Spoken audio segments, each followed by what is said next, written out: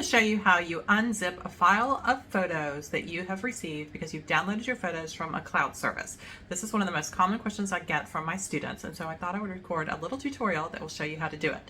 Now, this is particular for PC users. If you have a Mac, you still could receive zip files, and you will receive zip files, but just by double-clicking on it, usually your Mac will unzip those files for you without you having to do anything else.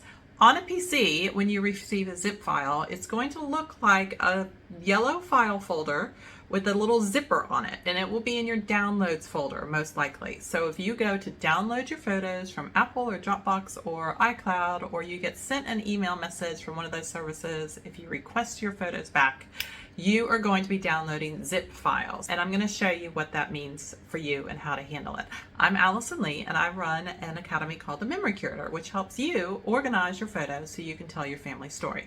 Now, what is a zip file? A zip file is basically the idea of if you had a Ziploc bag that you put a lot of printed photos in it and you closed it and then you gave it to someone, what would that do? It would just keep all the photos together so that they wouldn't spill all over the place. You maybe suck the air out and it makes it a little bit smaller, right?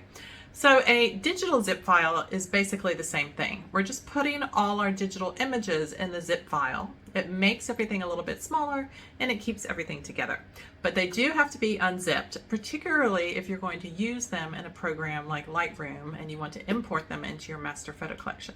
So come with me to my computer and I'll show you how to quickly unzip those files and what they look like. Okay, so here we are on my computer, and you'll see that I have a zip file here, and these are actually some Santa photos that we had taken. So what happened is that I went to the website of the company that was taking the photos. I downloaded my Santa photos, and they came back to me in a zip file. If you are on a Mac, all you need to do is double click on this file, and it will open up for you, and it won't be zipped anymore. But if you are on a PC, we're going to have to actually unzip this file. So what I suggest you do is you want to unzip these files and put the contents into a folder that makes sense. So I'm going to create a new folder here. Options, new folder, and I'm going to type Santa photos. Okay, so I know what those photos are.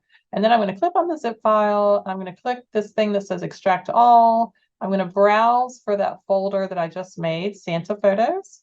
I'm going to select the folder, extract. Okay, so now the contents of that zipped file here are going to go into that new folder. So now they're open, we can see what's inside, and we actually can just delete the zip file. Now, if you happen to just extract what's in the zip file and then click extract, it's just going to open up the same folder in the same location, okay?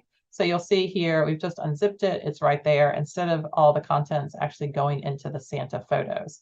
So if you don't choose a new file folder for them, it's just going to make a duplicate copy, same name and everything, but it's going to be opened. And the reason you know it's opened is because you can see what's inside. You'll see an image there.